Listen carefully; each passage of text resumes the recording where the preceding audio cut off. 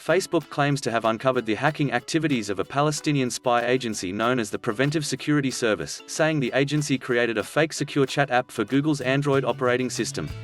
It's the first public reporting of the agency's cyber surveillance efforts, Facebook said, telling Forbes it has now warned as many as 800 individuals that they were targeted by the Preventive Security Service (PSS) Android malware.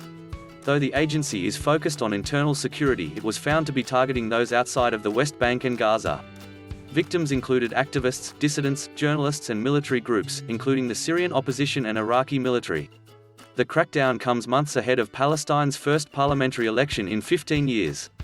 Hamas emerged as the surprise winner of the 2006 poll and in the aftermath seized control of the Gaza Strip following armed clashes with Fatah and the Palestinian National Authority. The malware posed either as secure chat apps called Advanced Chat App and Hot Chat, or an app designed to look like an article submission tool for journalists, specifically for articles on human rights, Facebook told Forbes. Once a target was convinced to download the malware, the app didn't work as advertised, but was able to silently hoover up call logs, location, contacts and text messages, and in some cases included a keylogger to watch over what was being typed on infected devices. To gain their target's trust, the hackers typically posed on Facebook as young women, or activists and journalists. They'd also pretend to be supporters of Hamas or Fatah, the two main Palestinian political parties, depending on who they were going after. As well as creating fake profiles on Facebook, the PSS hackers set up pages with specific lures designed to get attention, including posts with memes criticizing Russian foreign policy in the Middle East and the Assad government in Syria, the social media giant said.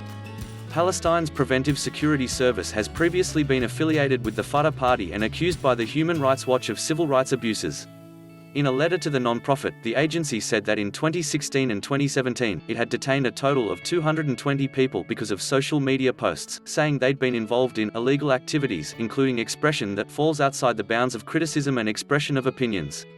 Facebook's head of cyber espionage investigations Mike Deviansky said it was surprising not only to have linked hacks to the agency, but to see it targeting outside of Palestine. Even though this is the internal intelligence organization, we actually saw a large emphasis on activities that are going on in the region, that focus on the conflict going on in Syria. Meanwhile, Facebook also spotted spyware masquerading as a messaging app for iPhone, claiming it's been used in attacks on Palestinian citizens and government officials.